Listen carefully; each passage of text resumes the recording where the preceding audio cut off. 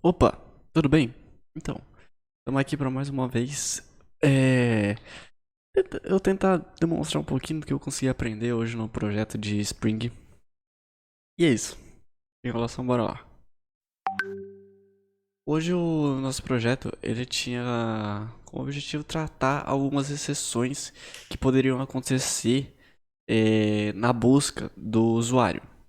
Então, aqui os métodos que a gente atribuiu exceções foram o find by ID, o método de delete e o método de update.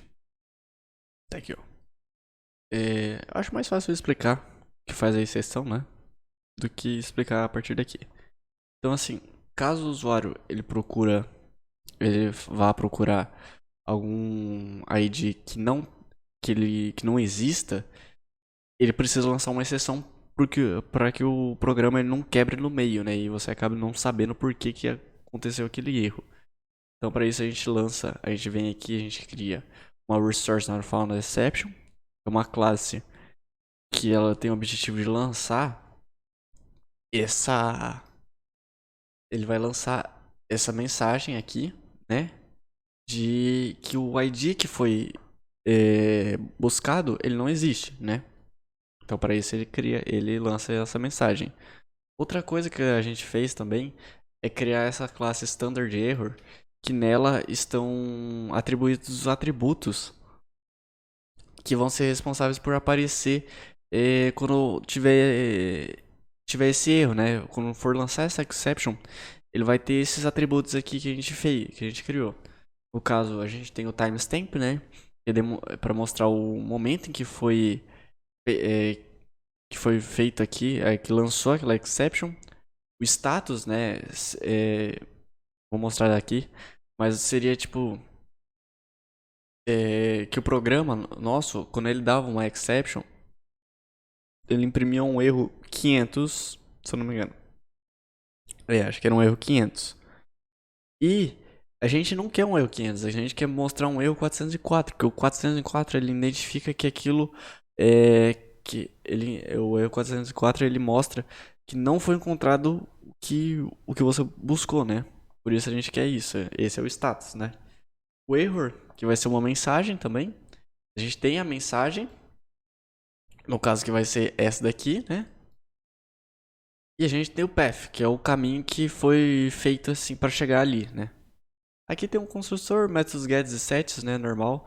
Só o no error, não.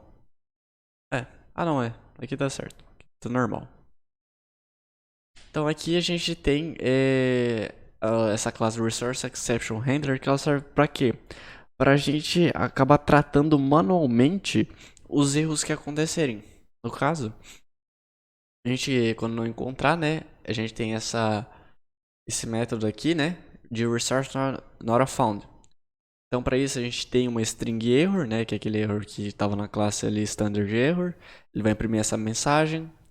Aqui o status, né, a gente quer um HTTP, né, a gente quer um status 404. Por isso a gente coloca um not found aqui, ó, que é de não encontrado, né, então ele vai retornar o erro 404. Aqui é o nosso construtor, né, que foi criado ali no standard error. Só por dúvida, esse get request Yuri, ele serve para pegar o path, né? O caminho aqui, ó. Ele vai retornar esses valores aqui, ó. Basicamente isso. Daí, claro, depende do método que a gente usou, ó. Post, um get. E aqui é só o return normal que a gente tem, né? Então aqui, ó, mostrando mais facilmente, ó. Deixando mais claro que nem se a gente fizesse uma busca pelo usuário 31, né? Ele não tem. Daí aqui seria o timestamp, né, o momento em que foi feito, o status do erro, né, 404, tanto que aqui, ó, ele demonstra, né, um erro 404 not found, né? O error, aquela mensagem, né, resource not found, é para mostrar o que foi feito, qual foi o erro daqui, né? A mensagem de que do ID, né, que o ID 31 não foi encontrado. E aqui o path, né, user, aqui ó, user 31, basicamente. Basicamente isso. Bem Sim, acho que fica bem claro de como funciona a exception aqui, ó, né? E por que de criar uma classe pra gente tratar manualmente o erro, né? Além disso, esse resource not found, ele vai se repetir na find by ID, na delete e na update. Porque, né, a gente esses três métodos, a gente está passando um ID para ele, né? Então ele precisa verificar se realmente esse ID ele existe ali naquele banco de dados, né? Então ele precisa fazer esse resource not found. Só no delete que a gente acaba criando uma outra exception, que é essa aqui, ó, de database exception, no caso aqui é a classe, né? Que a gente criou aqui, mas ele vai verificar a integridade dos dados e se eles não estão sendo violados para fazer aquele delete, né? Porque em banco de dados a gente vê isso mais claramente que a gente não consegue às vezes deletar um dado se ele possui uma chave primária em outra classe, né? Então, isso às vezes se você deleta aquele dado, a outra classe vai ficar às vezes vaga ou com um erro ali no meio, né? Então, por isso a gente tem que fazer essa verificação aqui de integridade do dado.